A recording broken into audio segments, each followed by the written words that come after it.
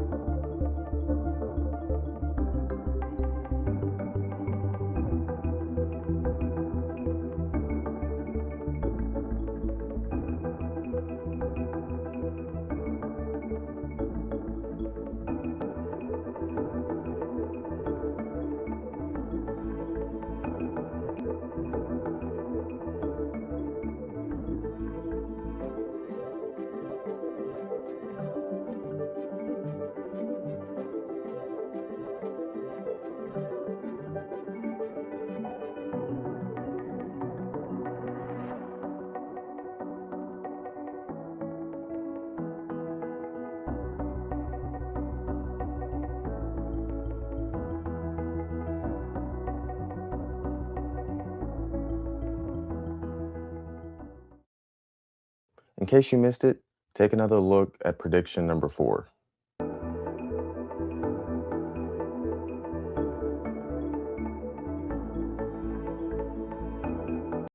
And the prediction is by 2030, we'll be eating a lot less meat.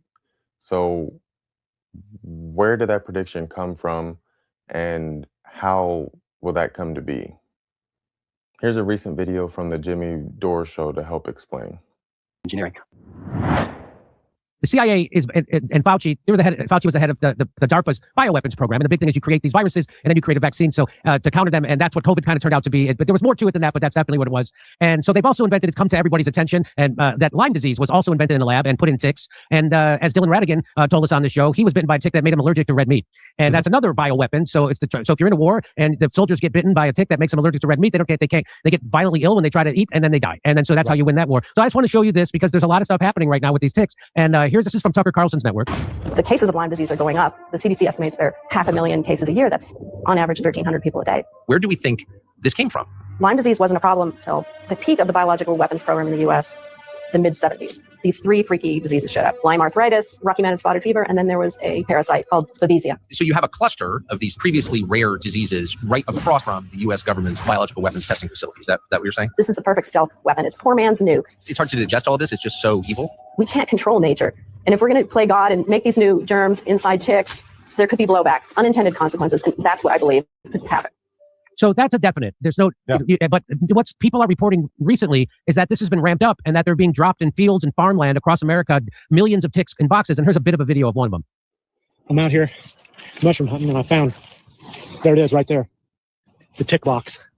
I'm not going to touch it because there's ticks all over that thing. I know there is. Look at them crawling out of it. Millions of them. You can see. So that's what people are reporting, not just this one report, but all over the place. People with horses who take care of horses saying, we've never seen anything like these ticks. And here is someone saying that they think it's coming. They caught a helicopter dropping this stuff. Let's watch. I have no clue who these people are and what they're doing. But they're on our fucking top field. Good God. What are y'all doing?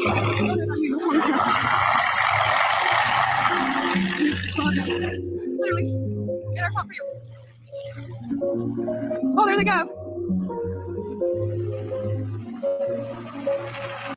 So that was back 2 times they made that trip into that farm. And I just want to let people know, in case you think this is crazy, Robert Malone, who was the doctor we brought on the show at the beginning of COVID, and everything he said about the vaccine and COVID turned out to be 100% correct, which is why the establishment Big Pharma bought media had to discredit him. But he owned several vaccine patents and he developed the mRNA platform, not that COVID vaccine, but the platform that it was built on. And so he's confirmed that radioactive Lone Star ticks were released upon Americans. And over the last several years, there's been a surge in tick-borne meat allergies from, you guessed it, the Lone Star tick. This man in the video is a WEF bioethicist named Matthew Lau, who in 2016 talked about making humans allergic to red meat through human engineering so they wouldn't eat meat so much. So I just want to play this for you. So one is that people eat too much meat, right? And if they were to cut down on their consumption on meat, then it would actually really help the planet. But people are not willing to give up meat. Yeah, some people will be willing to, but other people, they may be willing to, but they have a weakness of will. They say, wow, this steak is just too juicy. I can't do it. I'm one of those, by the way. So, but so here's the thought, right? So it turns out that we know a lot about, we have these intolerance to, for example, I have milk intolerance. And some people are intolerant to crayfish. So possibly we can use human engineering to make it the case that we're intolerant to certain kinds of meat, to certain kinds of bovine proteins. And there's actually analogs of this in life. There's this thing called the Lone Star tick, where if it bites you, you will become allergic to meat. I can sort of describe the mechanism. So that's something that we can do through human engineering. We can kind to possibly address really big world problems through human engineering. Another. So, you don't have to agree with this. Climate change is a scam, and it's used to do stuff like that to people. Yeah, and it's there to, it's a total scam. People have no idea. And so this seems to be our own government and being controlled by an international global billionaire class, the WEF globalists. And those are the people who really run things. Your congressmen don't run things. Your president has a boss, which is obvious through this Iran war. And some of the bosses are people like Bill Gates, right? So now, Bill Gates funded research into genetically engineered cattle ticks. Now 450,000 Americans have red meat allergies from alpha-gal syndrome caused by tick bites. And I like this meme. How does a guy to get to block the sun, cover your organic fruit in film, insert fake meat into the supply chain, bioengineer mosquitoes to release vaccines without anyone's consent or approval, and not be called a supervillain? Here's a look at some of the work done by independent researcher and journalist James Lee. Fast forward to last year, I found in the October 2025 issue of Bioethics a very dystopian research paper. The paper is called Beneficial Bloodsucking. Yes, that is the actual title of the paper, and it's written by researchers at Western Michigan University. I'm just going to scroll down. You can download this paper if you want to, but I'm just going to scroll down and read the conclusion here. Say, quote, alpha-gal syndrome, AGS, is caused by being bitten by a Lone Star tick. The sole primary effect of AGS is mammalian meat allergy, and there are no significant side effects of developing AGS. Hold on a quick second. No significant side effects, they say? That is an insane thing to claim. Just listen to this guy's pain as he's coping with the symptoms of alpha-gal syndrome right now.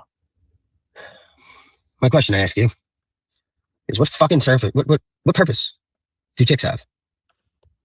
Look at my face and my neck. I can't eat red meat anymore. I can't have any animal byproducts in anything. And it's in everything. This is alpha-gal syndrome. This is fucked up, man. Fuck ticks. I love to go hiking. This is fucking crazy. Yeah, tell that to the researchers. There's no significant side effects, no side effects at all, other than your entire diet being completely screwed up, which not only is an adjustment in terms of your habits, but it could cause major physical and psychological trauma, but otherwise all good. These are psychopaths that we're dealing with here. Let's continue. Assuming, they say, that eating meat is generally morally impermissible, acquiring AGS is likely to morally enhance a person's behavior, as they are far less likely to eat red meat if they are allergic to it. Herein, we have argued that AGS is a moral bioenhancer and that its promotion is morally obligatory. Among other things, that means that researchers have an obligation to develop the AGS carrying capacity of ticks, and that means human agents are obligated to expose others to AGS and possibly Lone Star ticks, not to prevent the spread of AGS or Lone Star ticks, and to undermine attempts to cure AGS. Basically, these guys are just saying the quiet part out loud here. They are advocating for the modification of Lone Star tick to make us allergic to red meat and publishing peer-reviewed papers in academic journals arguing that it would actually be unethical not to infect people with a red meat allergy. But you'd be a crazy person to think that Bill Gates or whatever projects that he's funding could be dropping tick bombs. Got it. The 8 predictions for 2030 in the video released by the World Economic Forum is part of the Great Reset, which I've touched on in another video, so check that out. Nowadays, not only do we have to worry about bullets and bombs killing us, but potentially bug bites as well.